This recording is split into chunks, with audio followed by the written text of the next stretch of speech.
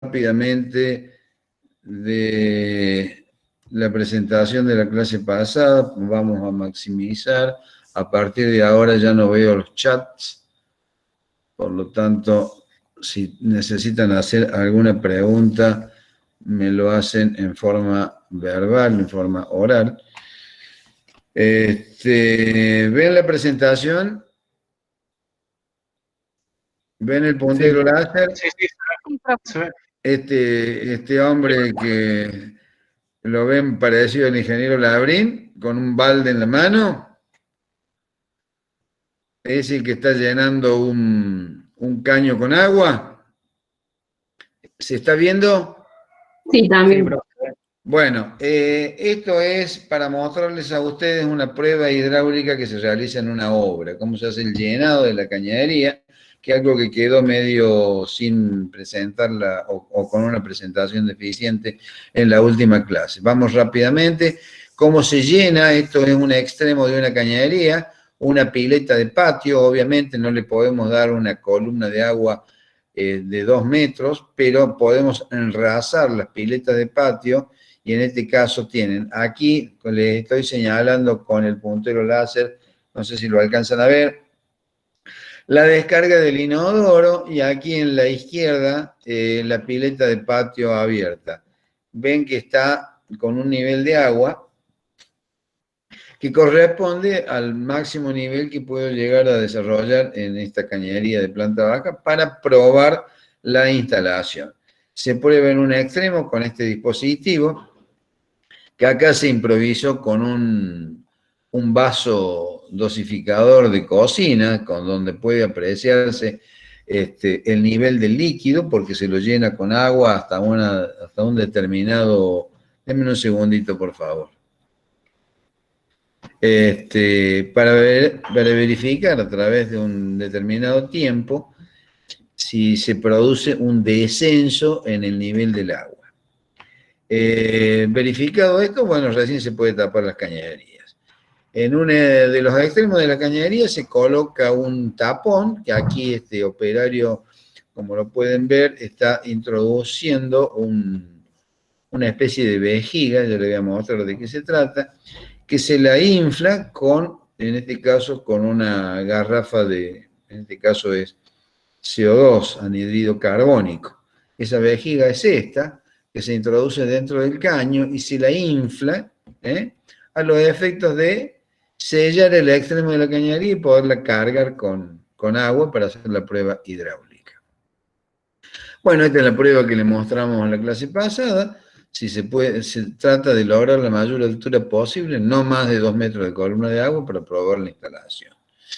Con eso ya quedaríamos tranquilos de que la instalación no tiene pérdida y es conveniente realizar un acta de esa prueba de hidráulica a zanja abierta y zanja tapada, en donde es conveniente que la firmen todos los integrantes responsables de la obra, director técnico, el empresario o el ejecutor de las instalaciones, el contratista y, si es posible, el propietario. De esa manera, si esas cañerías por algún motivo se rompen, se averían, tienen todo el argumento de decir, bueno, en el momento de que fueran tapadas no tenían pérdidas.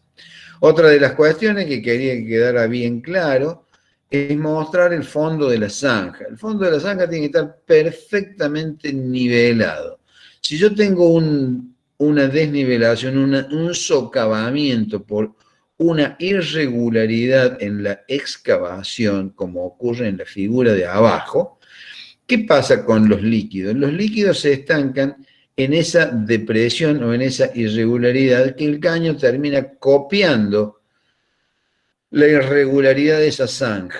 Y en esa irregularidad se precipitan los líquidos con sus sólidos, logrando la obstrucción o el estancamiento de los líquidos cloacales. Estas son las cosas que hay que tener presente. Bueno, uno de los elementos que nosotros debemos colocar dentro de las instalaciones cuando tienen determinadas condiciones los efluentes, por ejemplo, a la salida de un restaurante, o mejor dicho, a la salida de la cocina de un restaurante, se debe colocar un interceptor de grasas y aceites. Esto yo se lo señalo, los interceptores hay una muy buena cantidad que va a depender de la calidad del efluente, qué tipo de interceptor van a tener que instalar. Pero señalo esto fundamentalmente porque hay algunos accesorios que se venden en las ferreterías, en las casas de comercio, donde dicen es una grasera y le dan una camarita que tiene 20 por 20. Eso de grasera no tiene nada. La grasera o interceptor de grasas y aceite es una cámara que debe tener una capacidad como mínimo de 300 litros, porque de lo contrario no se produce la retención que corresponde y se debe limpiar periódicamente. La imagen que estamos viendo es una imagen que da el reglamento de obras sanitarias. Bueno, la cátedra propone hacer una pequeña modificación, darle una introducción un poquito mayor a la cañadería de entrada, unos 30 centímetros, y no 10 como pide el reglamento, porque esta capa, esta costra que se produce dentro de la capa, puede tener un valor, en repetidas oportunidades nosotros lo hemos podido evaluar, mucho mayor a los 10 centímetros. Entonces, cuando esta costra aumenta su valor, termina tapando el tubo de entrada. Por ese motivo, recomendamos que se introduzca unos centímetros más debajo y esté ventilado. En cuanto al tamaño de la cámara, bueno, la recomendación es que que tenga un largo que sea un 50% mayor al ancho y una profundidad que puede llegar hasta el metro o ser mayor a esto, que va a estar dependiendo de las dimensiones de la cámara. Entonces, para dimensionar esa cámara, la capacidad del interceptor debe ser igual al caudal desaguado por las instalaciones que concurren a ese artefacto durante 15 minutos de funcionamiento continuo. Es decir, tendremos que determinar qué cantidad de agua evacúa una o las piletas que vayan a desaguar a ese lugar. Para que quede claro, vamos a ver un ejemplo de dimensionamiento. Dimensionar el interceptor de grasa para 2 piletas de cocina de un restaurante que entregan 10 litros minuto cada uno. ¿De dónde saco este caudal? De la grifería. El volumen está dado por los 10 litros minuto, por las 2 piletas, por los 15 minutos, me da 300 litros. Aplicando estas consideraciones en relación a que el largo debe ser un 50% mayor que el ancho, y considerando que para estas condiciones debe tener esta profundidad, el valor está dado por la raíz cuadrada de 0,3, que es la capacidad, 0,3 metros cúbicos, o sea, porque esto lo vamos a expresar en metros, estos serían 300 litros, 0,3 metros cúbicos, por 0,5, que es 0,5, en este caso asignamos arbitrariamente una profundidad, y después vemos si resulta o no, por 1,5, que es la relación de lado. Eso me da un ancho de 60 centímetros, un poquito más, y un largo de 94 centímetros. Redondeando, la cámara va a tener, perdón, la cámara no, el interceptor de grasas, que es una cámara también, va a tener 65 por 95 por 50 centímetros, que da 308 litros, lo cual está superando el mínimo permitido de 300 litros. Otra de las sugerencias es la que mostramos acá, desde plantear una ventilación en ambas cámaras y a la salida poner un interceptor, una pileta de patio tapada con un sifón para evitar que retornen los olores. De esta manera hemos logrado realizar un interceptor de grasas y aceite lo más adecuado posible. Existen varios interceptores, no los vamos a nombrar a todos porque resultaría imposible, no nos alcanzan los tiempos. Simplemente mencionamos que es el uno de los más comunes. Después tenemos un decantador y tenemos la cámara interceptora y medidores de caudales, que ya lo hemos mencionado en la clase anterior. ¿Querías hacer alguna pregunta? Hola. Sí, tengo una consulta. La pendiente que tiene en la zona, digamos, donde apoya el interceptor, ¿tiene un mínimo y un máximo definido? ¿Cómo donde apoya? ¿La entrada? Claro, o sea, no, sería donde está la base de hormigón, esa ¿Esta pendiente que pendiente? tiene. ¿Esta pendiente? Exacto. Esta pendiente, Sí. el interceptor puede ser horizontal, esto, ¿eh? Yo se lo hago así, o está propuesto de esta manera, para lograr que la concentración de sólidos se dé a la entrada o se dé, digamos, en un determinado punto. Pero puede ser horizontal. Esta pendiente es recomendable que no sea menor al 10%. Entre un 10 y un 20% es la recomendación.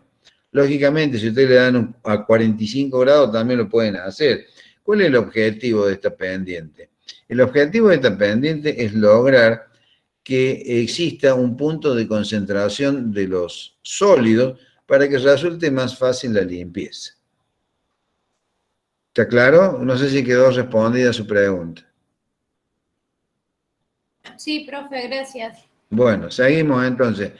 Una consulta. Diga. ¿Y de revancha cuánto se le da? La revancha, eso va a depender fundamentalmente del tamaño de la cámara, pero estamos hablando, acá dice variable, justamente porque estamos hablando de un valor de entre unos 20 centímetros. ¿Para qué? Y bueno, como para que evitar los desbordes. Esto se lo va a condicionar fundamentalmente que la tapada. La tapada es la profundidad a la que queda. Tengamos presente que estos interceptores deben estar lo más cerca posible de la pileta de la cocina. Yo les recomiendo que no estén adentro del ambiente cocina. Lo recomendable es que no superen el 1,5 metros de separación de la pileta de cocina. ¿Por qué? Porque en el trayecto, si el trayecto es muy largo, los líquidos portantes que transportan las grasas y aceites se coagulan en el camino. Lo importante es que la coagulación de las grasas se produzcan dentro de la cámara. O sea, que se logre el enfriamiento de estas grasas acá. ¿Está claro? Entonces, volviendo a la respuesta de la pregunta, digamos que está en el orden de los 20-30 centímetros, esa revancha, digamos. ¿Está claro? Sí, gracias. No está especificado, eso no hay una indicación concreta. Bueno, vamos rapidito porque hay mucho que hablar del tema. Vamos a los tratamientos de los efluentes domiciliarios. Lo que acabamos de decir es un tratamiento primario. Y que vamos a ver ahora también, pero viene después del que acabamos de ver. O sea, nosotros tenemos que retener todos los efluentes que puedan dañar el funcionamiento, perjudicar el funcionamiento del tratamiento primario por excelencia, que va a ser la cámara séptica o el tanque IMO o el tanque OMS, depende el tipo de tratamiento que le queremos dar. En nuestro medio tenemos prácticamente todo el mundo construye cámaras sépticas. ¿Por qué? Porque es uno de los sistemas de tratamiento de más fácil construcción y en relación a esa facilidad y economía, es uno de los sistemas de tratamiento que mejor funciona. Dentro de estos sistemas de tratamiento tenemos la cámara séptica de simple compartimiento, de doble compartimento, los tanques IMOF, que los vamos a ver muy rápidamente, los tanques OMS y otros sistemas de tratamiento alternativos que no vamos a ver porque, bueno, simplemente los más comunes son los que les acabo de decir. Y luego tenemos el tratamiento secundario, que es el destino final de los efluentes, que es pozo absorbente, pozo de absorción, o zanjas de infiltración, o zanjas de filtración, como quieran llamarles. Evidentemente, estos sistemas de tratamiento los hacemos cuando no tenemos red colectora cloacal. Esto es cuando tenemos un terreno en un lugar donde no hay red. Veamos cada uno de estos casos. En primer lugar, para poder evaluar el tratamiento del efluente, sea cual fuese, sea un doméstico, un industrial, un comercial, lo que tenemos que hacer es caracterizar el efluente. Es decir, bueno, ¿de qué está compuesto el efluente? Si tenemos una estación de servicio, si tenemos una industria, y bueno, tenemos una determinada calidad de efluente, una determinada composición de esos efluentes. Y conforme a esa composición, lo tenemos que hacer un primer tratamiento antes de la cámara, porque se imaginan que si entran naftas, aceites, provenientes de una estación de servicio, un taller mecánico, a la cámara séptica, me mata la fauna microbiana que va a digerir las sustancias orgánicas que provienen del resto de los efluentes. El resto de los efluentes, en su mayor participación, o por lo menos en lo que a nosotros respecta, va a ser el tratamiento de los efluentes domésticos, de los efluentes de un baño, de una cocina, de un lavadero. Entonces, ese efluente, el que proviene de una casa de familia, de un departamento, de una oficina, de un local comercial, está compuesto por aguas provenientes de baños, etc. Baños, cocina, etc. Ese efluente está compuesto por el 99,9% de agua, o sea, en su mayor parte es agua.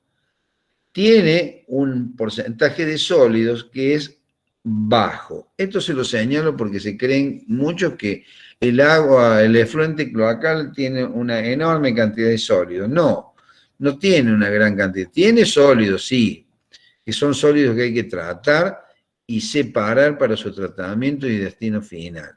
Pero hay que tener ciertas consideraciones y conocimiento para ver cómo lo tratamos esos sólidos. Entonces, realmente es el 1 por 1000 del compuesto del efluente cloacal. De este 0,1% o 1 por 1000, como les guste más, tiene dos compuestos sólidos, los sólidos disueltos y los sólidos suspendidos. ¿De qué se trata? Y bueno, realmente el nombre lo indica, los sólidos disueltos son los sólidos que terminan precipitando, ¿no es cierto? Están disueltos en el agua, pero terminan precipitando. Y los sólidos suspendidos son los que, por su baja densidad, terminan flotando. ¿Qué son? Bueno, fundamentalmente los compuestos por altos contenidos de grasas, espumas, jabones, etc. Y los demás son los que quedan precipitando. Entonces, ¿cómo lo tratamos? Justamente con un tratamiento dado por la cámara séptica. ¿Qué es la cámara séptica? La cámara séptica, como su nombre lo indica, cámara, recinto estanco, y séptico, que contiene gérmenes patógenos. Los gérmenes patógenos, estos son microorganismos que viven a expensa de estos contenidos orgánicos, se nutren de ellos y al nutrirse terminan digiriendo, o sea, transformando esos sólidos en líquidos y gases. Ese es el proceso de digestión. Por lo tanto, la cámara séptica, Profe, sí. una duda. En el caso de una clínica o un hospital donde se usa mucho cloro, ¿eso no afecta a Sí, por esto? supuesto que lo afecta. en general una clínica no tiene tanto cloro como usted pueden usar como elemento de desinfección, pero si proviene de un baño directamente lo mandan a la cámara séptica, pero si proviene de un laboratorio, su efluente, que es posiblemente a eso a lo que usted se está refiriendo, sí, va a tener que poner un interceptor de algo parecido a un interceptor de nafta. Le digo porque en el reglamento no va a encontrar, y en algunos libros tampoco, interceptor de alcoholes. El alcohol es más liviano que el agua, flota y es fácil extraerlo. En base a esa propiedad física lo extrae. Y también tiene algunos efluentes en los laboratorios que son, por ejemplo, algodones, hilachas, trapos, gasas, etc. Esos decantadores, perdón, bien digo, esos decantadores tienen que ubicarse a la salida del laboratorio previos a la cámara séptica. No obstante, las cantidades que se producen son relativamente bajas, porque en alcoholes son realmente bajos. Lo que puede persistir es el cloro, pero el cloro es fácil separarlo. ¿Cómo se hace? El cloro es un gas. Si usted lo pone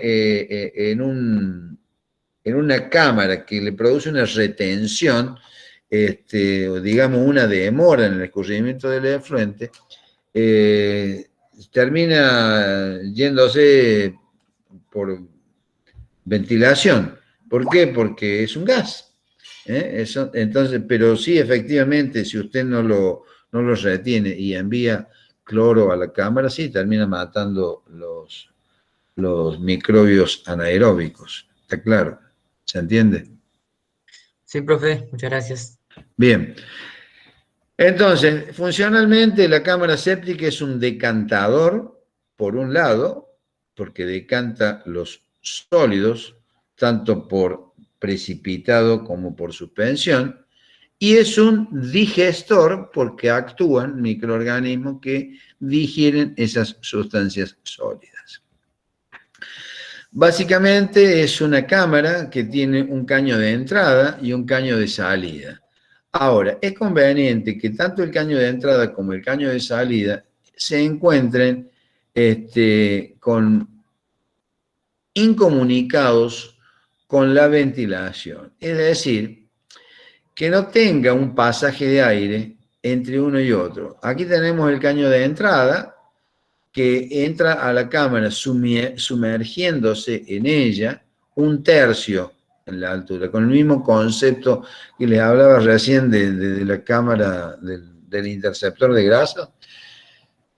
Es conveniente introducirlo dentro del líquido por dos motivos. Primero, para que no rompa la costra, que es un componente que es necesario que se forme, porque si no, realmente no se produce en la digestión de los lodos. Y por otra parte, que los sólidos en suspensión no se introduzcan dentro de este caño. Y a la salida normalmente se pone una T, y esa T es conveniente que se tape en la parte superior. ¿Para qué? Para evitar la circulación de aire. O sea, ¿por qué? Porque acá a la izquierda tengo una cañería ventilada, tiene que estar ventilada, como lo habíamos señalado en la clase anterior. Y en la caña de salida, bueno, también va a estar ventilado, porque esto acá va a un pozo absorbente o a una zanja, etcétera, en donde obviamente por razones de oxidación y de tratamiento y de escurrimiento y de equilibrio de presiones, tiene que estar ventilado. Ahora, ¿qué pasa si yo tengo abierta la comunicación entre uno y otro? Bueno, hay algunos autores que dicen algunas cosas que hasta me parecen un poco graciosas, que dicen que se pueden producir olas acá. Me parece una verdadera barbaridad. El motivo por el cual se evita esto no es para la producción de olas ni nada de eso. Es para evitar que la cámara esté ventilada y con ella enfriar el proceso. Es decir, aquí hay una serie de microorganismos que trabajan y se activan mucho más cuando su temperatura está cercana a los 30 grados. Temperaturas cercanas a los 10 grados prácticamente detienen el proceso bacteriano que produce la digestión de los líquidos. Y temperaturas mayores mayores a los 40 grados terminan matando la fauna. De manera que la ventilación puede provocar trastornos en el funcionamiento de la cámara. Entonces, es conveniente que no exista circulación de aire entre el caño de entrada y el caño de salida.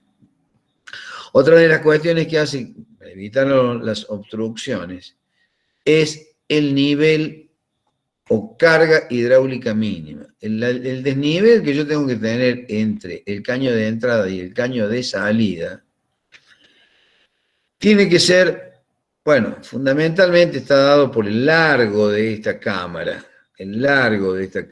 pero un desnivel no menor a 5 a 8 centímetros.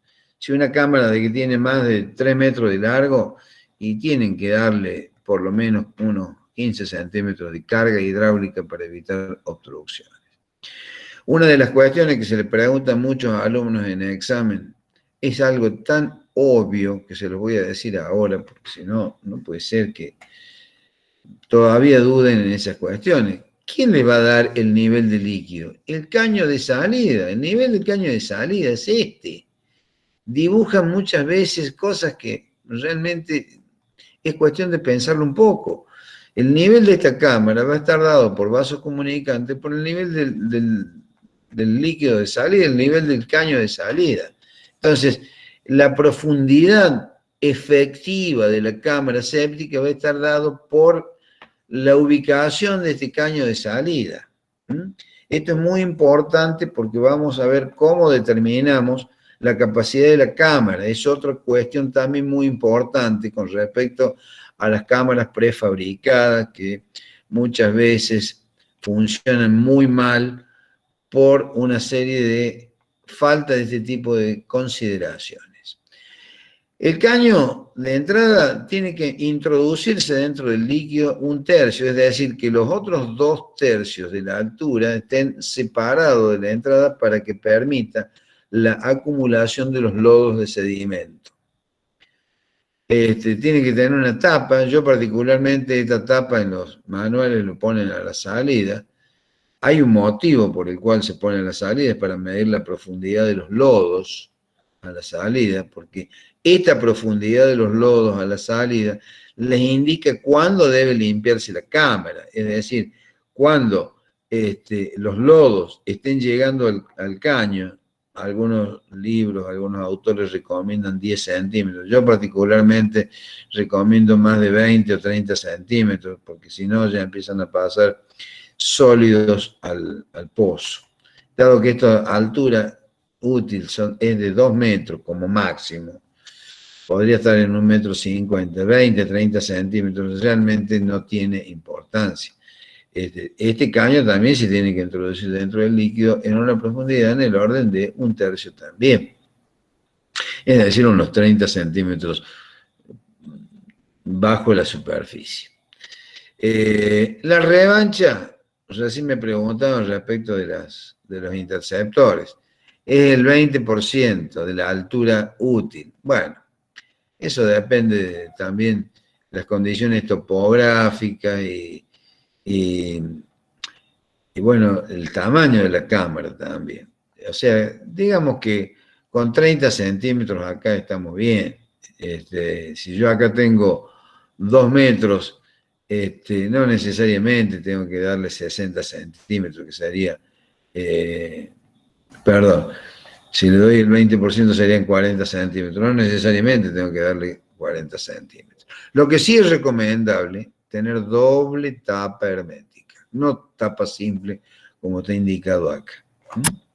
Bueno, entonces, vamos a ver cómo se dimensiona una cámara séptica, porque esto es muy importante. Que la cámara séptica esté bien dimensionada va a dar la buena vida del pozo, el tratamiento final de los efluentes y el buen funcionamiento de las instalaciones. Entonces, para el dimensionamiento se deben verificar volumen y superficie. el volumen está en función de la dotación y el número de habitantes. La dotación doméstica, nosotros habíamos evaluado que para una instalación de agua demandábamos 250 litros por habitante día. Bueno, no todos los 250 litros que se demandan de agua van a parar a la cloaca. Una parte queda retenida por diversos motivos, porque se utiliza para el lavado, para el consumo, etc. Entonces, no toda el agua de la demanda de agua va a parar al efluente. Entonces, se toman alrededor del 80%, el 90%, unos 200 litros, digamos, por habitante y por día. Va a depender también del número de esos habitantes. ¿Por qué? Porque ahí entra en juego también la simultaneidad. La permanencia del líquido. La permanencia del líquido, ya vamos a ver en las tablas que les voy a dar para facilitarles el cálculo, está en el orden de las 24 horas para un volumen de hasta 7 metros cúbicos. Como ya vamos a ver que las tablas dicen 6 metros cúbicos. Bueno, digamos que entre 6 y 7 metros cúbicos es recomendable que la permanencia sea de 24 horas como mínimo. Para mayores volúmenes, que ya vamos a ver cómo se determina, va a ir disminuyendo la permanencia del líquido, hasta 12 horas para volúmenes mayores a 14 metros cúbicos hora. Se recomienda que la profundidad no supere los 2 metros. Es decir, ¿qué pasa si yo a una cámara séptica le doy 3 o 4 metros? Bueno, primero que voy a hacer una construcción inútil en profundidad. Pero si por algún motivo yo tengo una cámara que ya está construida y yo digo, bueno, la quiero aprovechar, ¿qué pasa con esa profundidad mayor? ¿Va a funcionar? Y sí, va a funcionar. Lo que pasa es que la eficiencia está dado en los 2 metros. A mayores profundidades, estos microorganismos, no es que no existan. Digamos que la población de esos organismos va a estar en los lugares donde les resulta de un hábitat más favorable. Y un hábitat más favorable es con condiciones de presiones menores a los 2 metros. Por ese motivo es que se recomienda que las cámaras sépticas no tengan una profundidad mayor a 2 metros, porque decae mucho el rendimiento de los microorganismos. Esta es una profundidad efectiva del pelo libre del agua al fondo. Si la profundidad es variable, se toma el promedio. Es decir, como me preguntaba un alumno recién, en el caso de los decantadores, que el fondo sea de una altura variable, o sea que tenga una pendiente, que es recomendable, realmente es recomendable, porque facilita la limpieza y facilita la zona de acumulación de los lodos a la entrada. En ese caso se toma el promedio. En caso de ser rectangular, es recomendable, no imprescindible, que sea más largo que ancho. Perdón, es imprescindible que sea más largo que ancho, pero es recomendable una relación de 1 a 2. Y la revancha aproximadamente el 20% de la altura. Como para facilitar la comprensión, ponemos un ejemplo. ¿Qué pasaría, cómo se dimensionaría una cámara séptica para 4 personas? Como les decía recién, vamos, en lugar de tomar 250 litros, que sería el máximo de consumo, vamos a tomar 200 litros. ¿Por qué? Porque parte de esa agua se retiene para los usos. Entonces, tomamos 200 litros por habitante y por día. Eso me da como resultado un volumen de una cámara séptica de 200. Ahí hay un error, discúlpenme, ahí hay un error. Este es un dimensionamiento para 7 personas, no para 4, como dice el enunciado. ¿Por qué? Porque está multiplicando 200 por 7, que le da 1400 litros. Discúlpenme, eso es un error que se deslizó. Bueno, la superficie de 100 decímetros cuadrados por la profundidad de 1,40 m nos va a dar ese volumen de la cámara. Si es circular, nos va a dar un diámetro de 1,128. ¿Es recomendable que sea circular y no cuadrada? Y bueno, sí, es recomendable porque no tiene puntos muertos. Los rincones, generalmente, de una cámara cuadrada, no tiene una buena circulación o movimiento de los líquidos. En rigor de verdad, lo recomendable es que sea elíptica, en donde el eje mayor de la elipse sea en la dirección del flujo y el eje menor, obviamente, en forma perpendicular. No sé si se entiende, creo que sí. La costra, es decir, la parte superior de la cámara, debe tener un espesor comprendido entre 7 y 10 centímetros. Es decir, si yo tengo una formación de microbios aeróbicos y de sólidos en suspensión que conforman un total entre 7 y 10 centímetros, quiere decir que la cámara está funcionando adecuadamente. Si tengo espesores menores, se puede requebrajear la costra y con ello la penetración de aire, de oxígeno a la fauna inferior que trabaja con ausencia de oxígeno, o sea, son anaeróbicos. Y espesores mayores a los 10 centímetros indica que la concentración de jabones, de espumas, etcétera, de grasas, es excesiva, por lo tanto hay algo que no está funcionando bien. Estos valores son los adecuados. Eso es una de las cuestiones que hay que, para hacer el mantenimiento de la cámara, verificar periódicamente ese espesor de costra. Mayores espesores indica limpieza, menores espesores implica mejorar el tratamiento o adicionarle algunos elementos para mejorar ese funcionamiento. La superficie de la cámara es igual a la superficie de la costra. Por lo tanto, el volumen de la costra dividido el espesor de la misma es la superficie de la cámara séptica. Creo que eso está claro. El volumen de la costra está dado por el número de habitantes por la dotación por 0,5 números 0 y 47. ¿Qué es esto? Esto es la cantidad de sólidos que contiene el líquido. Como les decía recién, está en menos del 1%, está en el 1 por 1000, más o menos, la cantidad de sólidos. Bueno, caracterizándolo un poco mejor, es de 4,7 centímetros cúbicos por litro o 4,7 por 1000.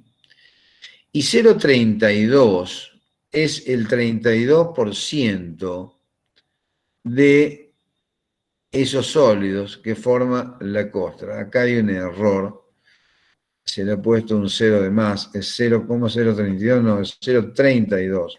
Ahí hay un error, tengo que corregir eso. Por 30, que es ¿qué? ¿Qué es 30? Es la cantidad de días que debe permanecer el sólido en la cámara.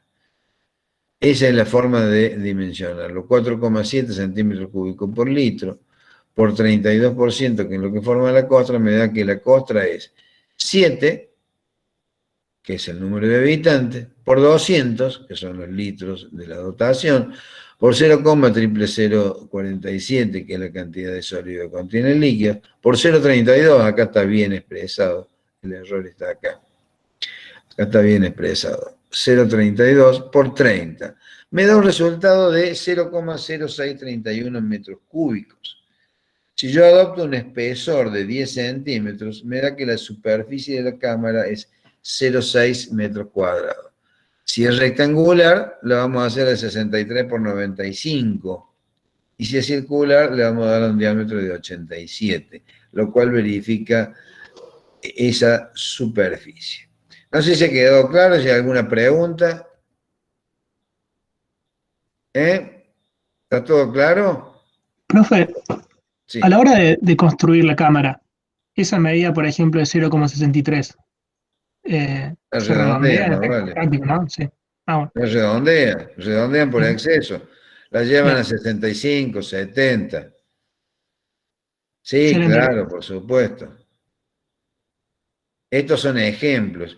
Yo quiero que tomen este ejemplo porque ya vamos a ver una cámara séptica prefabricada, las cuestiones que hay que tener presentes para evitar problemas de funcionamiento. ¿Estamos? ¿Se entiende? Sí, profe, gracias. Bueno, si no hay ninguna duda, sigo adelante.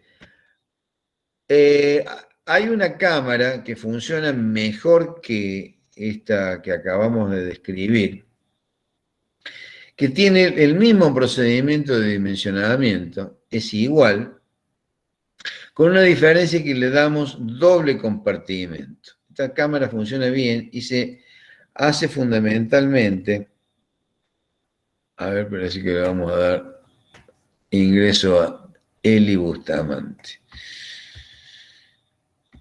Es la cámara de doble compartimento. Dimensionamos la cámara, tanto la superficie como el volumen de almacenamiento, conforme a lo que hemos venido viendo. Con una diferencia, ese largo lo vamos a dividir en dos partes, en donde va a tener la primera sección 2/3 y la segunda sección 1/3. Lo vamos a dividir por un tabique, donde los 2/3 primeros son correspondientes a la primera parte de la cámara y el tercio siguiente a la segunda parte. Esta cámara en estas condiciones funciona mucho mejor. Obviamente tiene que tener un volumen importante. Esto es para poblaciones mayores a 25 personas. Bueno, como en el caso anterior, tienen que estar un interceptor para evitar que se destruya la costra cuando va entrando el líquido y que los sólidos no sean arrastrados en la salida. Acá, en lugar de colocar un caño sumergido a la entrada y otro caño sumergido a la salida, se le ha colocado una pantalla de hormigón que cumple la misma función. Y entre ambos compartimentos de la cámara se ubica un tabique que tiene una serie de perforaciones. Esas perforaciones o agujeros o comunicaciones van a estar ubicados a 2/3 de la altura. Es decir, si la cámara tiene, qué sé yo, 1,20 m, 1,20 m dividido 3 son 40 centímetros, digamos, a los 80 centímetros de la superficie va a estar ubicado estos agujeros. ¿Y qué tamaño van a tener estos agujeros? Bueno, yo saco la superficie transversal de la cámara, que en este caso es A por H, el ancho por la altura, y voy a establecer una relación en el orden de el 0,1, o sea, del 1 al 4%. Conforme a eso, yo le voy a practicar una serie de agujeros, en donde esos agujeros no pueden tener un tamaño menor a 10 por 10. Es decir, el valor de A y de D no pueden ser menor a 10 centímetros. Entonces, conforme a esa circunstancia, yo voy a determinar el número de agujeros que va a tener esa comunicación. Y ese número de agujeros lo voy a distribuir de la forma más pareja posible. Es decir, lo voy a distribuir en el sentido del ancho. De esta manera logramos que la cámara séptica funcione significativamente mejor. ¿Por qué? Porque va a separar una fauna y unos sedimentos muy diferentes uno de otro, logrando de esa manera que el efluente con destino a, perdón, a un pozo absorbente, a una zanja, esté en mejor calidad. ¿Qué significa en mejor calidad? Menor cantidad de sólidos en suspensión. Bueno, para concluir les muestro algunas, sí. En caso de tener una escuela, por ejemplo, donde hay 150 personas, ¿el cálculo se hace con las 150 personas por día? Sí, en una escuela va a tener una diferencia. Esas 150 personas no van a estar las 24 horas. van a estar 4, 5, 6 horas, por un lado, y esas 4, 5, 6 horas va a tener otra dotación totalmente distinta. Ese alumno no se va a duchar en la escuela ni va a lavar los platos. Entonces, es posible que la dotación de ese alumno, en lugar de ser 200 litros, sea de 50 o de 30. Pasa por ahí el tema. Es muy diferente el caudal. ¿Se entiende? Claro, claro. Sí, sí. Bien, seguimos entonces. Acá les muestro algunas cámaras prefabricadas de las cuales no comparto demasiado. Yo se los muestro para que ustedes vean que no es tanto lo que dice el fabricante. Con todo respeto, y espero no molestar a algún fabricante de cámaras, pero la situación es la siguiente. Los cálculos que les he mostrado recién son cálculos recomendados por la experiencia, por autores debidamente reconocidos, no solamente en Argentina, sino en todo el mundo. En base a eso, los resultados que se obtienen.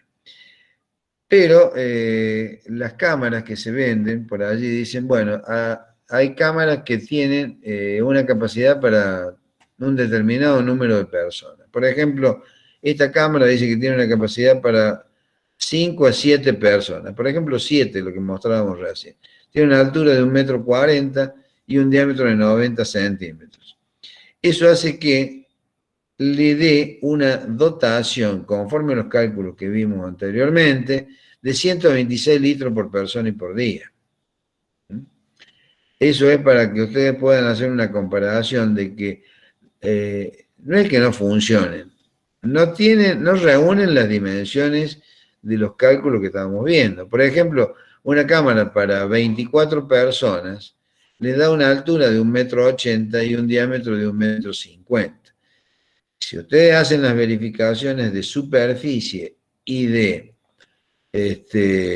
capacidad de almacenamiento de los líquidos, van a ver que están por debajo de los valores que hemos dado recientemente. Por ejemplo, en este caso le da 161 litros por persona y por día. Pero algunas otras consideraciones. Nosotros recomendamos que las cámaras sépticas tengan estas dimensiones. Esto es para hacer una verificación rápida, ¿no? De esa manera ustedes pueden ver también que de acuerdo a las dimensiones le va dando distintas dotaciones para cada uno de los casos. Lo recomendable de las cámaras sépticas prefabricadas es tengan presente que las cámaras sépticas prefabricadas están construidas con polietileno de un espesor de pared relativamente bajo. Estamos hablando en el orden de 1,5 milímetros, 2 milímetros de peso. Por lo tanto, tenemos que tener ciertas consideraciones a la hora de colocar las cámaras. Realizar una base de hormigón o de ladrillo, por lo menos, debidamente consolidada, sobre todo si el terreno es flojo. Llenarla con agua y una vez llenada de agua realizar un relleno de suelo cemento y una tapa de hormigón para evitar que las cargas superiores afecten a los caños de entrada y a la tapa. Esta cámara, por ejemplo, que mostramos acá, tiene un muy buen dispositivo que en lugar de tener una T de salida tiene este filtro que mejora significativamente la calidad del efluente. Ahora está viéndolo de perfil. Y acá se pueden apreciar algunas consideraciones. El caño de entrada se sumerge dentro del líquido, precipita, fíjense que tiene una base de hormigón o de ladrillo, una base consolidada adecuada. Antes de colocarle el suelo cemento, que acá dicen un relleno de suelo cemento, que puede ser arena también, llenen de agua cámara, porque si no la llenan de agua, cuando le hacen la cola de suelo cemento, la deforman al revés, queda deformada hacia adentro, tienen que llenarla de agua. Y el tubo de salida, en este caso, en lugar de tener una T como lo veníamos haciendo anteriormente, tiene este filtro, que es un tubo, fíjense, que es un tubo de un diámetro en el orden de los 40 centímetros de diámetro, perforado, que facilita el filtrado del efluente a la salida. Esta es una cámara hecha in situ, donde se ha hecho una base de hormigón armado y se le hace, en este caso se ha hecho con mampostería de bloques de cemento. Esto acá le falta el revoque cementicio. Y luego hay que rellenar todas esas paredes laterales al costado. Vean acá, por ejemplo, esta cámara se está rellenando con arena y cemento. Y van a ver si en la próxima imagen, no. Bueno, hay una imagen que se me perdió, pero se termina deformando la cámara. Esta cámara la tienen que llenar con agua para que cuando hagan el llenado de el consolidado exterior, no terminen afectando la cámara. Acá en este caso, por ejemplo, se le ha hecho una cámara de mampostería que evita que sea sometido a esfuerzos esta cámara de séptica. Ahí ven el caño de entrada y el caño de salida. Fíjense qué pasa cuando esa cámara se rompe o se deforma. Es una cámara que se termina hundiendo. Se degolla el caño de entrada y termina colapsando todo el sistema. Esos son los problemas que se tienen cuando la cámara no está debidamente, sobre todo una prefabricada, que esas prefabricadas hay que tener mucho cuidado, tienen muy bajo espesor. Sí. Y en ese caso conviene reparar, o sea, abrir y fijarse qué es lo que está mal hecho o cambiarlo directamente todo de nuevo. Normalmente estas cámaras se colapsaron, se rompieron. Estas cámaras, cuando nosotros lo descubrimos, estaban rotas. O sea, el motivo que originó el colapso es el degollado de la cañería de entrada. ¿No es cierto? Se deforma, se desciende la cámara, se deforma y se desprende del caño. Cuando se desprende del caño, el efluente empieza a fluir por la periferia de la cámara. Y bueno, y ahí comienza el colapso. Cuando la cámara se deformó, bueno, directamente ya no hay forma, bueno, depende cómo se haya colapsado, pero en este caso, la cámara literalmente se rompió. Entonces hubo que extraerla y poner una cámara nueva. Por otra parte, en este caso en particular, esta cámara tenía una bajísima capacidad en relación a la vivienda a la cual le servía. Bueno, hay otro sistema de tratamiento que se llama tanque IMOF, que tiene un procedimiento de cálculo un poquito más complicado, porque implica el dimensionamiento de la tolva concentradora de lodos, de la zona de digestión y de la superficie extractora de espumas. Estos tanques IMOF normalmente son para poblaciones de entre 35 y 1.700 habitantes. Y tienen que estar alejados de los lugares donde se ubican los habitantes, porque estas cámaras están abiertas y por supuesto producen muchísimo olor. Algunos diseñadores le idearon un techo a esto para colectar los gases, que estos gases tienen un alto contenido de metano, y esos techos no solamente lo resguardan a la cámara, al pozo, tanque IMOF y evitan salir de los olores, sino que lo conducen a un lugar donde se concentran esos gases y los aprovechan como gas combustible.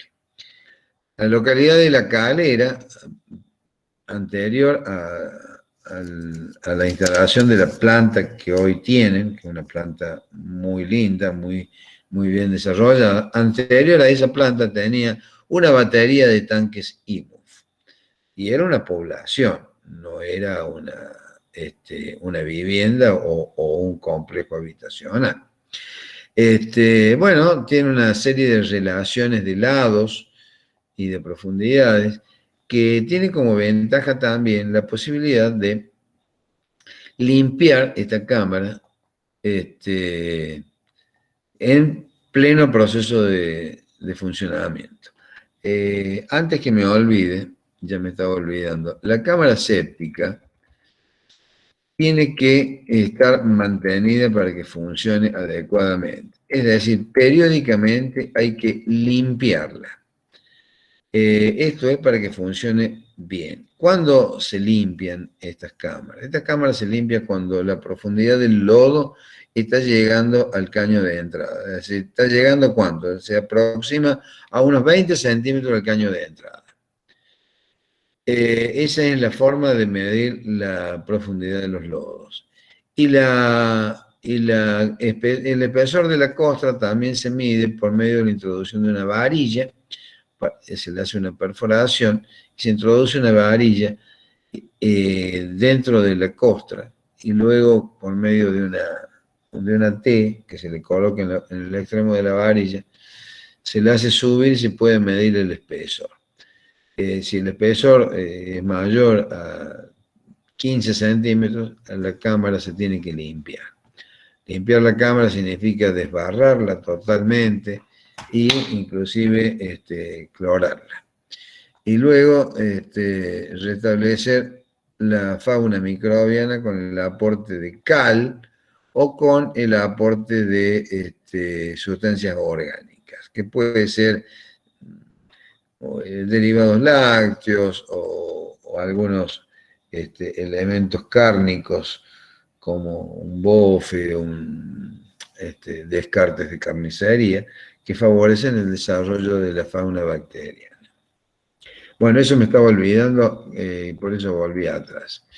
El tanque IMOF se puede limpiar durante el proceso extrayendo los lodos. Estos lodos normalmente son conducidos a una playa de secados, que es playa de secado de lodos activados, que se esparce, por supuesto hay que tener una superficie para poderlo hacer, pero es la forma, de manera que esos lodos se sequen al sol, y una vez secados al sol sirven de abono para cultivos. Y periódicamente las espumas también se van removiendo. Obviamente es un trabajo de mantenimiento como cualquier dispositivo, como cualquier máquina. Para que tengan una idea de los dimensionamientos, acá les muestro algunas situaciones o algunas dimensiones de tanques rectangulares o de tanques circulares. No me voy a poner a dar los datos de esto porque no tiene sentido, pero simplemente como para facilitarles el cálculo y dimensionamiento de algunos dispositivos de este tipo. Hay tanques IMOF prefabricados, como la empresa, ¿cómo se llama? Tinacos o Rotoplas, son dos fábricas distintas, que elaboran estos tanques y cuya instalación es la que se muestra aquí en el dibujo. Es un tanque prefabricado, como un tanque similar a los tanques de reserva de agua, con la diferencia que tiene una tolva en la parte inferior, tienen 1,20 m de diámetro y una profundidad que está en el orden del 1,75 m, 1,80 m. Y tiene un filtro a la salida, que es este que les muestro acá. otra conducción es para la extracción de lodos. Estos se pueden instalar en baterías, aumentando la capacidad. Bueno, esto en cuanto a tratamiento primario. No sé si hay alguna pregunta, y si no, seguimos porque nos queda poco tiempo y tengo que desarrollar 2 temas más todavía. Después llegamos al tratamiento secundario, que es el destino final de los líquidos. Tenemos básicamente 2 sistemas, el sistema de pozo absorbente y el sistema de zanjas. El sistema de zanjas hay 2 tipos, que ya vamos a ver, zanjas de absorción o zanjas de filtración. Recurrimos a uno o a otro según las características del suelo y según el caudal, pero básicamente las características del suelo. Como pueden ver acá, la cámara, el pozo va a tomar los líquidos provenientes del tratamiento primario, que básicamente puede ser la cámara séptica. Y vamos a tener uno o más pozos según la necesidad. ¿Cómo determinamos los pozos o las zanjas? En base a ensayos de infiltración, que vamos a determinar mediante ensayos en el terreno. Hay varios métodos, inclusive el ingeniero Weber ha desarrollado algunos de ellos, fundamentalmente apuntando a la absorción de efluentes pluviales, pero es un método que es comparable con los métodos que les voy a mostrar ahora. El pozo se puede ubicar en una superficie abierta, debe estar por lo menos a 30 metros de una captación de agua, tiene que estar separado como mínimo 1,50 m de la pared medianera. Si hay más de un pozo, tiene que estar separado 3 diámetros o 6 según la profundidad del pozo. Profe, disculpe, entre cámara séptica y pozo absorbente, ¿cuál es la distancia mínima? No está indicado. Eso bien. va a depender de las condiciones estructurales. Recomendación no menos de 3 metros. Pero depende de qué cuestiones, depende de la característica del suelo y de la profundidad del pozo. Pero en algunos casos muy excepcionales, porque no hay lugar, hasta se ha puesto la cámara séptica arriba del pozo. No lo recomiendo. Prácticamente yo no lo recomiendo. Yo he visto obras en donde la cámara séptica se montó literalmente sobre el pozo. Yo no lo recomiendo particularmente. Con eso, ¿qué quiero decirte? Que la distancia puede ser 0. Lo recomendable es que tenga por lo menos una distancia. Por supuesto, el pozo va, en ese caso sí o sí va calzado, porque tiene que todavía resistir una carga adicional que es la de la cámara, ¿no? Hay mucha gente que directamente el pozo no lo calza. Realmente es una situación muy comprometedora. Las normativas exigen que el pozo sea calzado, sobre todo si es terreno colapsible. ¿Qué es un terreno colapsible? Un terreno arcilloso, limoso arcilloso. En la zona sur de la ciudad de Córdoba es característico todo esto. No podemos realizar una excavación en terreno arcilloso, limoso, sin haber hecho un recalce, porque obviamente esos suelos en presencia de agua son totalmente colapsibles. No hace falta que se lo diga yo, tienen aquí en nuestra universidad importantísimos profesionales investigadores en el tema que conocen perfectamente bien los trabajos de investigación que están haciendo en el laboratorio de suelos, en donde pueden determinar con total precisión las características de ese suelo y cómo lograr la estabilización.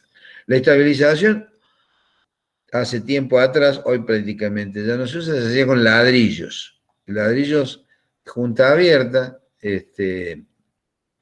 o ladrillo cribado, nido de abeja o nido de paloma, son distintas modalidades. Hoy en día se prefiere utilizar anillos porque son anillos de hormigón que son mucho más seguros. Vamos a ver cada uno de ellos. Bueno, el pozo tiene que estar ventilado, la descarga tiene que estar a 30 centímetros de la pared del pozo, y el volumen de este pozo va a estar determinado por el ensayo, que en realidad está dado por el diámetro y la profundidad, pero mínimamente tiene que ser una capacidad de 1,5 veces el de la cámara, el doble de la cámara séptica.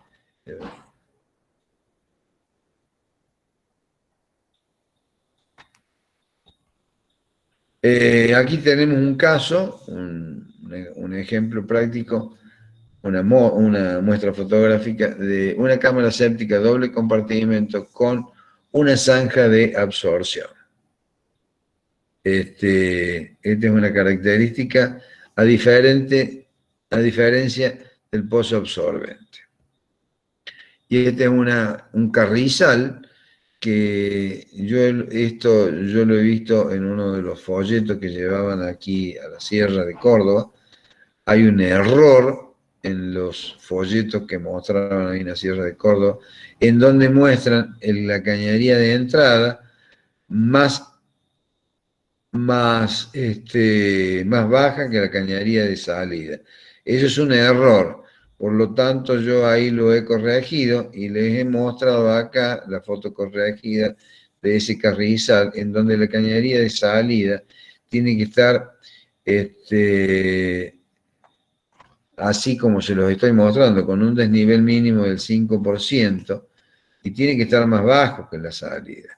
Entonces, ¿cómo funciona esto? Bueno, funciona en lugar de tener una cámara tapada, como en el caso anterior, funciona con plantas.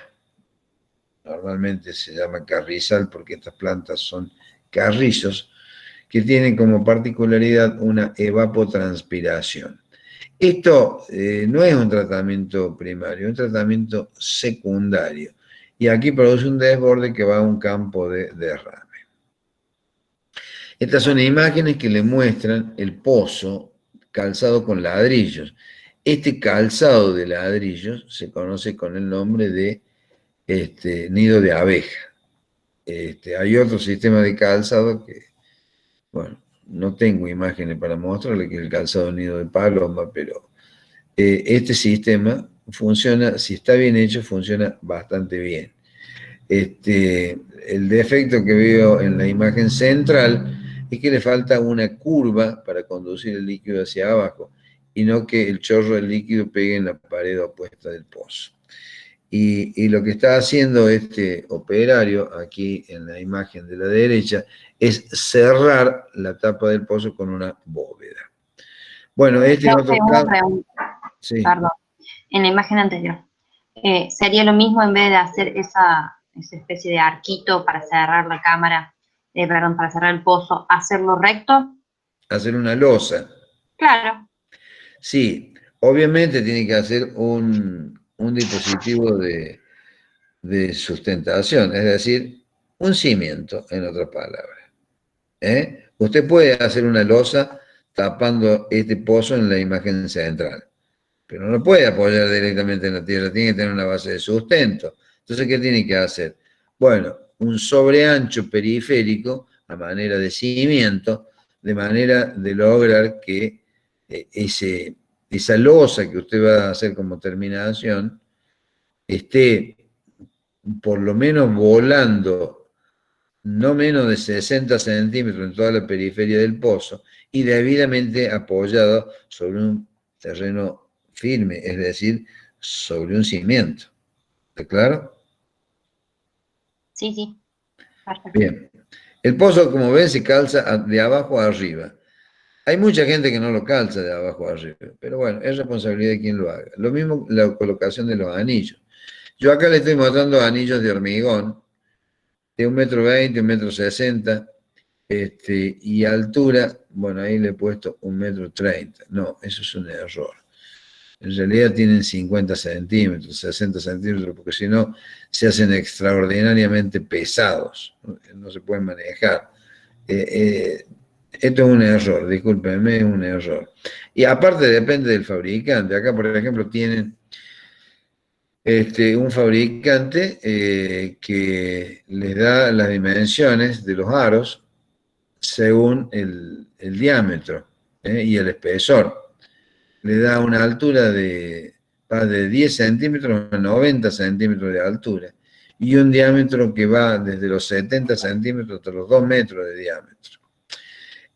Acá en Argentina y en Córdoba especialmente, estos tamaños no se dan porque realmente resultan situaciones inmanejables en cuanto a peso. Y el diámetro, y no es conveniente hacer diámetros tan grandes como de 1,50 m, 2 metros. ¿Por qué? Porque se vuelven más colapsibles. Eso hay que ver también en el suelo. Obviamente que si están bien calzados no van a tener ningún problema. Al aumentar el diámetro, aumenta la superficie de absorción. Sí, escucho. Profe, a veces, entonces, para la altura del pozo no depende de cavar hasta donde estaría la arena, sino depende de la absorción que tenga el suelo. Excelente pregunta. Efectivamente es así. Ahora, ¿qué pasa? ¿Por qué mucha gente directamente... Le voy mostrando las imágenes mientras voy contestando. ¿Por qué mucha gente directamente va a la arena, como dicen? Bueno, porque sabemos que la arena tiene una capacidad de absorción garantizada, digamos. Entonces, si yo tengo un manto arenoso, un manto aluvional, un manto pedregoso a 7, 8 metros de profundidad, y yo sinceramente ni siquiera hago el ensayo, me voy a esa profundidad y se terminó. Ya vamos a ver las capacidades de absorción que tienen un suelo arenoso. Es prácticamente excelente. El tema es que no vamos a tener siempre la suerte de encontrar arena o un manto absorbente. Vamos a encontrar suelos que tienen determinadas condiciones de permeabilidad o baja permeabilidad. En esos casos vamos a tener que realizar un ensayo, que es lo que estamos viendo acá, un ensayo para ver a qué profundidad y qué diámetro vamos a hacer el pozo o qué cantidad de pozos vamos a hacer. ¿Está claro? ¿Respondí a su pregunta? Hola. Sí, profe. Bien, vamos a eso. Métodos de ensayo hay varios. Está el Profe. método, sí. En el caso de hacer una casa sobre roca, ¿de qué se usaría? ¿Qué pasa? Y bueno, quédese tranquilo que el problema de la fundación lo tiene resuelto. El problema va a ser qué hace con las efluentes cloacales. Si usted tiene un terreno que es impermeable, un manto rocoso que no absorbe nada, bueno, ya le voy a dar algunas soluciones en cuanto a unas zanjas de filtración, que más que zanja de infiltración va a ser algo parecido a lo que vimos recién, que son estos carrizos, estos. Usted acá tiene un manto que es impermeable. Entonces, acá, ¿qué tiene que hacer? Y bueno, tiene que de alguna forma esta agua la tiene que evacuar. ¿Cómo? Y si no tiene dónde. Y bueno, la forma de evacuarlo es por evaporación. ¿Qué hace? Lograr plantaciones que evaporen el agua. ¿Qué son? En este caso, carrizos. Pueden ser calas, achiras, narcisos. Y lograr un parque adecuado. Lógicamente, que si usted tiene una superficie de terreno de 10 metros cuadrados, no puede llegar a ser un complejo de cabañas porque no tiene lugar. Y bueno, lo que yo le digo a muchos que me han planteado este tipo de problemas, muy groseramente, y disculpen que se los diga. Yo soy ingeniero, yo no soy mago. Si no tengo superficie en donde lograr el tratamiento de los efluentes, y bueno, tendré que lograr otro emprendimiento. No puedo entregarle al suelo más caudal del que puede absorber. No sé si queda respondido. Es medio grosera, medio chocante la respuesta, pero es la respuesta que le tengo que dar. ¿Se entiende? Claro, sí. Gracias. Los ensayos son varios. Nosotros vamos a aplicar el ensayo de absorción directa o simple, pero existen otros ensayos como el de doble anillo, el método de Porchet o el método de simulador de lluvia que lo conoce muy bien el ingeniero Juan Weber. Y ustedes a lo mejor lo han visto en el laboratorio. Realmente tienen ensayos, en toda la ciudad de Córdoba han hecho ensayos, donde han podido determinar bastante bien la capacidad de absorción de los distintos suelos. Evidentemente que cuando yo voy a tener que lograr el destino final de los efluentes, tengo que realizar ensayos de suelo a donde voy a desaguar. Entonces voy a realizar profundidades en el orden de el 1,50 m para abajo, es decir, superando la capacidad de la cámara, porque tengo que duplicar por lo menos el volumen de la cámara, y ver los estratos que voy encontrando.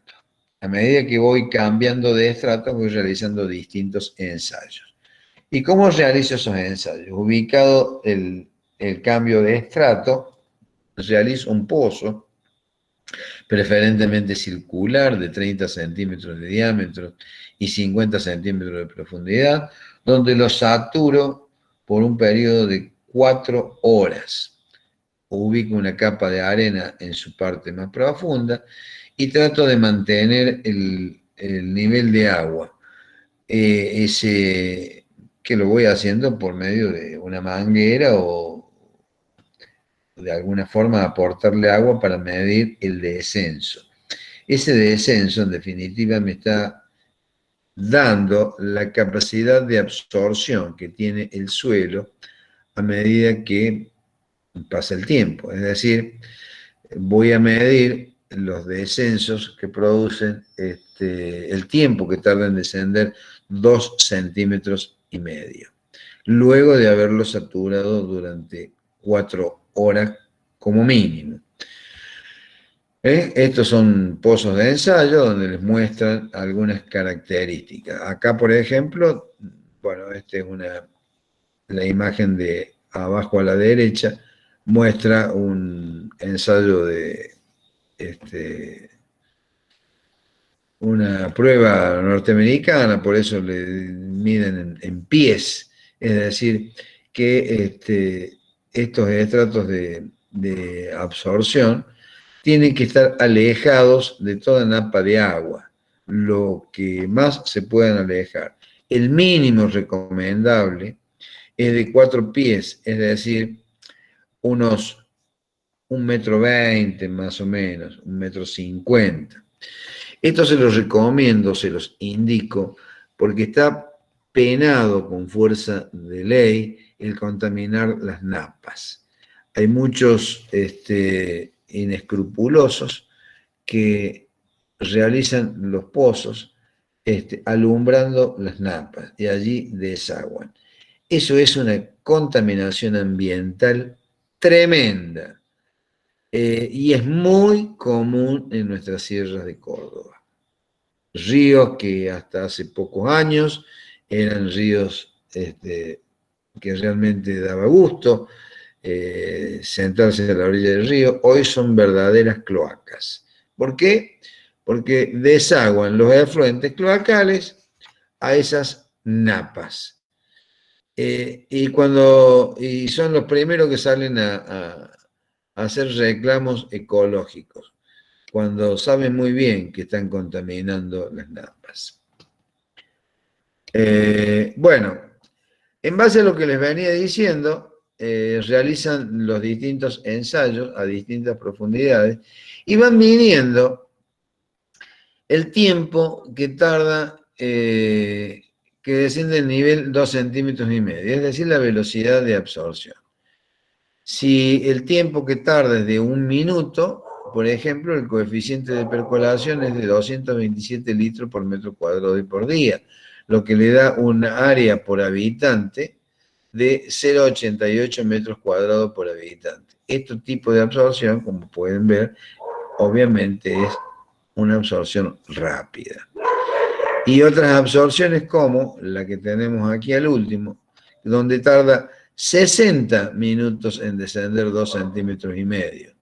Eso da una velocidad de absorción de 0,042 centímetros por minuto, o lo que es lo mismo, 18 litros por metro cuadrado y por día. Como pueden ver en este caso, es prácticamente impermeable, como planteaba recién el alumno que habló recién. Estamos en un manto rocoso con fallas, porque si es rocoso ígneo, que muchas veces no tienen fallas, directamente es impermeable.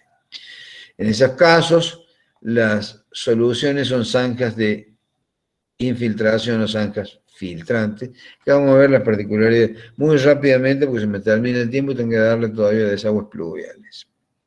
Bueno, acelero un poquito, cualquier cosa me preguntan y aquí le van dando las distintas soluciones para pozos según los tiempos en descender, lo que le ha dado el ensayo.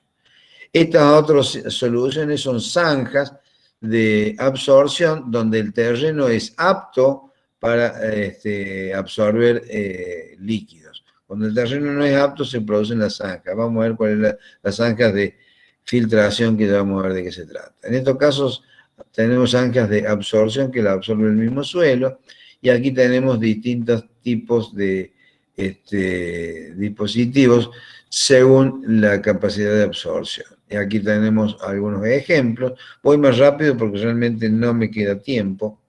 Si tienen alguna pregunta, en todo caso me la hacen.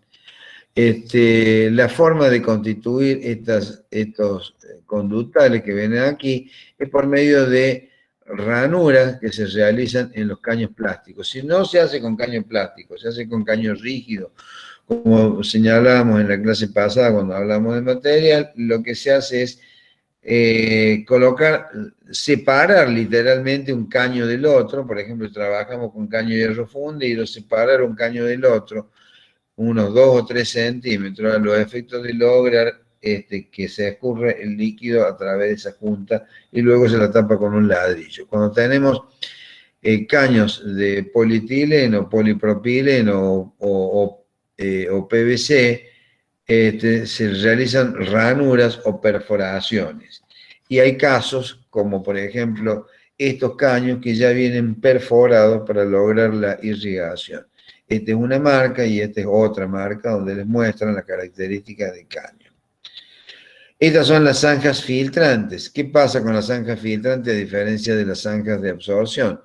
¿Qué pasa? Este suelo no es absorbente, por lo tanto, voy a colocar un caño distribuidor en la parte superior y un caño drenaje en la parte inferior. De esta manera hay caños distribuidores y caños colectores.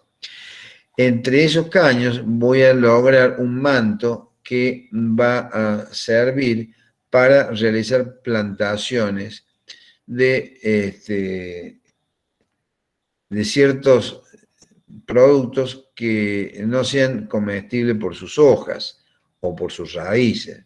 Por ejemplo, plantaciones florales, algunas plantaciones de frutos en altura, como, qué sé yo, porotos, arvejas, etc.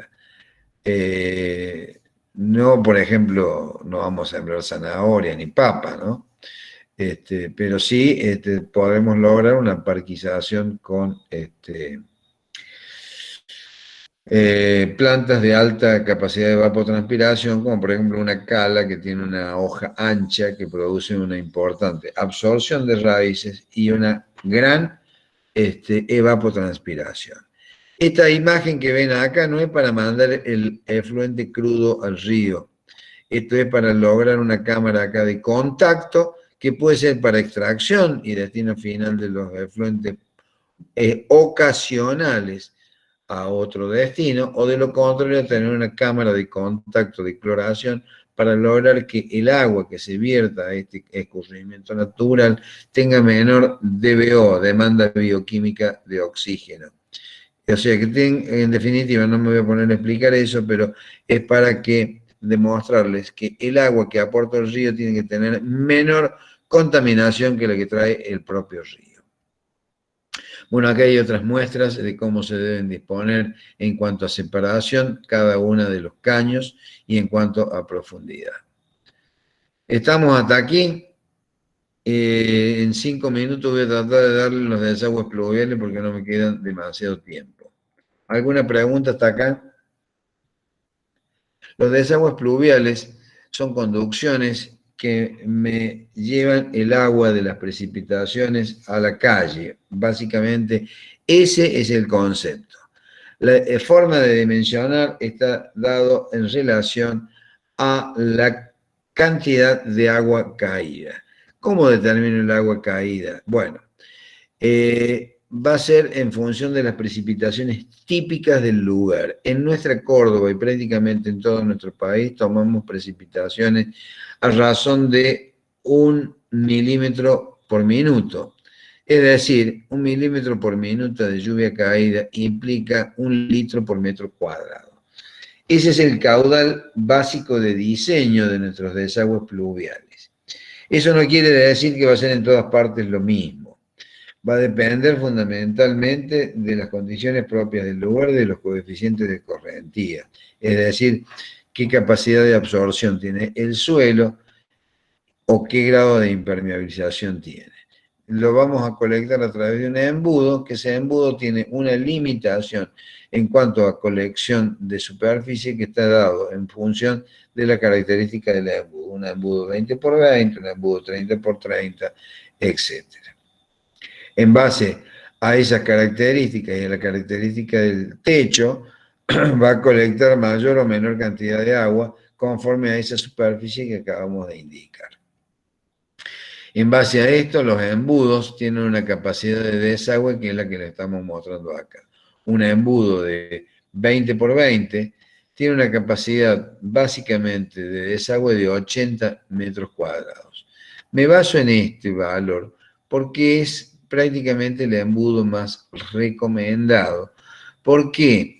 Un embudo de PVC, un embudo de polipropileno no es recomendable, o por lo menos yo no lo recomiendo. ¿Por qué? Porque los materiales plásticos expuestos al sol son dañados por los rayos ultravioleta. De manera que yo recomiendo que se instalen en el exterior embudos metálicos de hierro fundido o de otro material que no sea plástico. ¿Por qué? Porque a la corta o a la larga terminan destruyendo la luz del sol. A medida que aumenta el tamaño del embudo, aumenta la capacidad de desagüe. De manera que si yo tengo una cubierta de techo de 1000 metros cuadrados, bueno, tendré que poner una determinada cantidad de embudos que según el tamaño de me va a dar la capacidad de desagüe de ese techo. Y también va a estar en función de las pendientes y desniveles que yo tengo que darle a ese techo.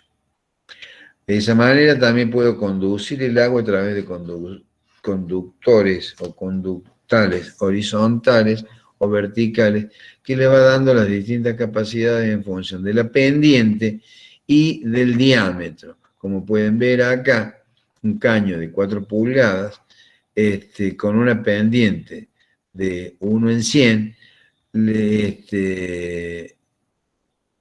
le da una capacidad de desagüe de, acá dice 142, no, perdón, esto le está dando la superficie, 142 metros cuadrados la capacidad de desagüe que tiene estos conductales, con esta pendiente, o sea, 1 centímetro por metro. que es la mínima que se le puede dar. Estas pendientes no son recomendadas, salvo que coloquen diámetros mayores, como por ejemplo en el caso de 200. Entonces hay que poner una cantidad de caños mayor conforme a la necesidad de evacuación. Y esta otra también es la capacidad de disposición de los caños de bajada. Esto en columna obviamente tiene una mayor capacidad, la capacidad de descarga en desagües encolumnados. Este es un embudo que en realidad es una cámara denominada boca de desagüe abierta, que le da la posibilidad de desaguar una importante superficie y simultáneamente una cámara de acceso a la limpieza de estas cañerías. Bueno, acá tienen un trazado característico de una vivienda en donde ponen lo que se denomina boca de desagüe abierta de hierro fundido, cañería de PVC pendiente a 1 en 100, es decir, 1 centímetro por metro, donde va directo a la calle. Es muy conveniente que la acometida no lo haga de la forma en que está indicado en este dibujo, sino que lo haga encauzado a 45 grados en relación al flujo de esta calzada. Una de las cuestiones que quiero indicarles aquí es que los desagües de pisos altos, llámese de un techo, aunque sea un techo de planta baja, pero de un desagüe alto, no se deben comunicar con el desagüe de un piso bajo, porque una pequeña dificultad que se produce en el escurrimiento, el desagüe del piso alto termina volviendo al lugar de donde salió en el piso bajo. Este es un caso donde estamos embutiendo un embudo en una estructura en donde va a cruzar la cañería por una viga, esto está previsto, y ha instalado un embudo de hierro fundido conectado a un caño de desagüe de plástico. Aquí muestran justamente un par de embudos de hierro fundido conectados a una cañería de plástico. Ese papel que se ha colocado allí para evitar la colada de suciedades o de escombros, etcétera, dentro de la cañería. Bueno, aquí tienen una boca de desagüe de mayor tamaño donde pueden confluir a ella distintos ramales. Esta es una vista de costado donde pueden ver que esta cámara puede elevarse en su altura conforme al adicionamiento de distintos anillos. Bueno, acá hay situaciones donde debo evitar, por ejemplo, el desagüe de este patio a través de una galería cubierta, esto no está permitido. La ubicación del desagüe de una canaleta de desagüe no se puede instalar sobre la medianera, sino al costado de ella, inclusive esto está penado por el Código Civil. Bueno, con respecto a los desagües, esto se daba en la antigüedad, donde había desagües con distintos espesores y distintas calidades, pero se puede desaguar perfectamente en columna con la acotación de que el pie de esta columna tiene que tener una boca de desagüe tapada, no abierta, porque de lo contrario se produce el desborde del agua aquí abajo. Bueno, algunas recomendaciones respecto a la posición del embudo en relación a la pared medianera, y que el caño, también esto es válido para cloaca, no se pueden embutir en la pared medianera según el tamaño, según el espesor del muro. Si tiene más de 45 o 45 se puede adosar sobresaliendo 6 centímetros. Y no se pueden embutir en cañerías, en muros de 30 centímetros, sino que tienen que estar adosados a ellos. Esto es válido también para las cañerías de cloacas. Bueno, una caída libre de un techo en la vía pública no está permitido, salvo que tenga menos de 60 centímetros, pero cuando estos superficies tienen más de 60 centímetros, no puedo realizar una caída libre porque provoca inconveniente a los transeúntes. Tanto como lo señalamos en la clase pasada respecto de los bombeos de los líquidos cloacales, los desagües pluviales, también se pueden bombear a la calle o desaguar a pozo absorbente, según el costo de las mismas. En todos los casos hay que tratar de evitarlo, esta situación. Bueno, yo le pongo algunos temas como faltantes que lamentablemente la materia es extremadamente larga, no llegamos a desarrollarlos todos, entre ellos la historia de las obras sanitarias fue muy rápido como para darles una visión así muy general de las cosas, no desarrollamos prácticamente nada de enfermedades de origen hídrico, porque se las va a dar el ingeniero Araujo el año que viene. Tratamiento de las aguas de extracción para uso privado, es decir, cuando también la van a ver con el ingeniero Araujo el año que viene, cuando vean plantas potabilizadoras de agua. Baños para discapacitados, eso está subido a autogestión. Natatorios y riego son algunos temas que no hemos visto, que bueno, por falta de tiempo son los que han quedado sin dar, como también gas industrial, que vimos algunas reseñas sobre la metodología de cálculo y algunas particularidades en lo que respecta a plantas de regulación principal y secundarias, plantas de regulación y obras de superficie para gasoductos y redes, y lagunas de retención en el caso de desagües pluviales. De manera que todas las preguntas que sean necesarias, estamos a disposición, no solamente en el transcurso de esta cátedra, sino también en lo que les pueda ser útil en el ejercicio de su profesión. Si tienen alguna pregunta, estoy a disposición, más allá del tiempo que tenemos, yo no tengo inconveniente de responderle todo lo que sea necesario. Estoy a su disposición y espero haber estado a la altura de las expectativas que ustedes han tenido para esta asignatura. Les agradezco la atención y espero Profe. que les haya servido. Te escucho. Tengo una duda con respecto al pozo absorbente de la ventilación, que no sé si llegó a mencionar cómo se ubicaría, o sea, Sí. La ventilación del pozo absorbente es totalmente necesaria y pedida por el reglamento. Se debe ubicar a una altura mayor a 2 metros, como le indica aquí la figura.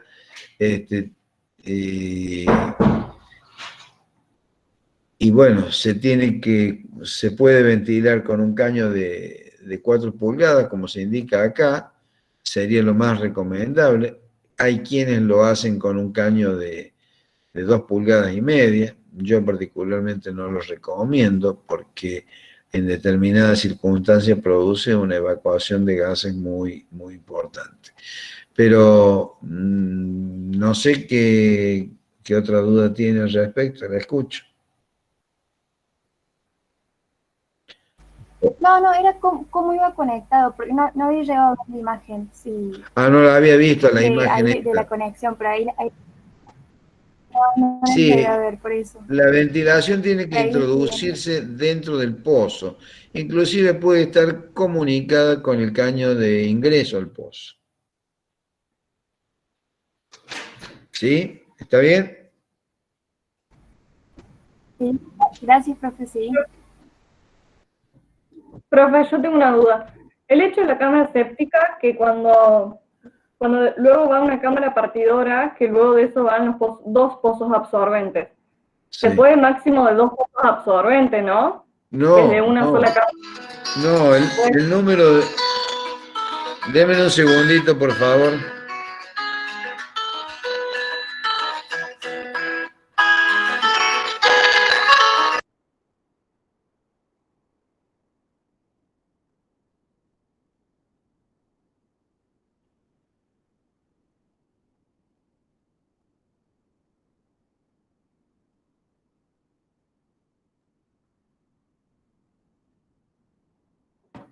Hola. Hola. Sí, profe. Sí, discúlpenme, pero no sabía de qué se trataba, era un llamado de un miembro de la cátedra, no sabía que yo todavía estaba en clases. Pero bueno, volvemos, ¿qué fue lo que me estaban preguntando? El tema de la cantidad máxima de pozos absorbentes, debido a una sola cámara séptica, que en el medio va una cámara partidora. O sea, yo ahí en el dibujo veo solamente 2 pozos absorbentes. ¿Puede ir más de 2 pozos Sí, por absorbentes? supuesto, todo lo que le haga falta, lo mismo que las cámaras. No necesariamente puede haber una sola cámara, puede haber 2 o más. Bien, y eso va a ser según el máximo de la cámara o el pozo. Por ejemplo, el Eso, volumen. eso está en función fundamentalmente del caudal que usted tenga y la capacidad de absorción del suelo. Bien, Y de las dimensiones del pozo, por supuesto. perfecto. Porque el pozo absorbente usted dijo que lo recomendable es más o menos entre 70 y 1,20 de diámetro. Sí, 70 es medio difícil excavarlo. 80, 90, 1 metro. Bien, y esta cámara partidora, ¿qué dimensiones tiene y para qué? La cámara partidora no menos de 60 por 60 y de ahí en más. Eso va a depender del número de caños que necesite para distribuir a la cantidad de pozos que tenga. Bien. Bueno, gracias, profe. Bien, ¿alguna otra pregunta, alguna otra duda? Yo, profe, Una consulta. ¿El cálculo de una doble compartimiento es igual que una de simple? Es igual, con la única diferencia que usted le pone un tabique a los 2/3. Claro, Y tiene que gracias. dimensionar el número de orificios que comunican la primera parte con la segunda parte. Buenísimo, eso también tiene que estar aclarado. Bien, ¿qué más? Gracias. ¿Algo? Profe, yo una pregunta de caños de cloaca, pero en el hecho de la construcción. Por ejemplo, en una platea, los caños de cloacales van debajo de la platea, ¿no es cierto? Por el tema de la pendiente y eso. Yo no lo recomiendo Eso- debajo, yo lo recomiendo sobre. Lo que pasa es que también hay Bien. que ver cómo es el planteo de la platea. La platea es una solución de fundación. ¿Ustedes están viendo mi imagen o están viendo el PowerPoint? Su imagen, profe. Bueno, en realidad yo veo negro ahora, la pantalla. A ver, voy a dejar de compartir. ¿O quieren ver el PowerPoint? Bueno, vamos a ver el PowerPoint porque... ¿Ahora ven el PowerPoint? Sí, profe. ¿Qué era lo que me había preguntado? El tema de las plateas con respecto El tema de las plateas. Normalmente, las veces que me ha tocado hacer instalaciones sobre plateas, de la misma manera que se hacen las losas bajas en la estructura de un edificio, de la misma manera se hacen en las plateas. Normalmente la platea no va tan en superficie como muchos creen. ¿Por qué? Porque hay que remover toda la capa vegetal. La capa vegetal está en el orden de los 60, 70 centímetros, porque si no hacen esa remoción, queda con un manto orgánico susceptible de quedar con oquedades el suelo. De manera que si ustedes hacen un planteo adecuado, la losa de platea tiene que ir a una profundidad mayor a la superficie del suelo, no inmediatamente sobre el manto vegetal. Yo considero, no sé qué dirán los especialistas en geotecnia y fundaciones, pero yo no puedo plantear una platea sobre un césped. Tendré que remover todo el manto vegetal y realizar un suelo compacto y posiblemente mejorado para evitar que esos sustancias orgánicas que están debajo de ese elemento estructural terminen descomponiéndose y con esa descomposición queden huecos. Entonces, entre el piso terminado y la platea, normalmente no es inmediato. Tengo una importante consideración de centímetros de altura que me permite alojar perfectamente bien toda la instalación de desagües. No sé si usted tiene algún planteo diferente, pero normalmente es así, salvo que tenga un manto rocoso, pero en el caso de ser un manto rocoso no es adecuado, o por lo menos no me parece que sea la mejor solución una platea.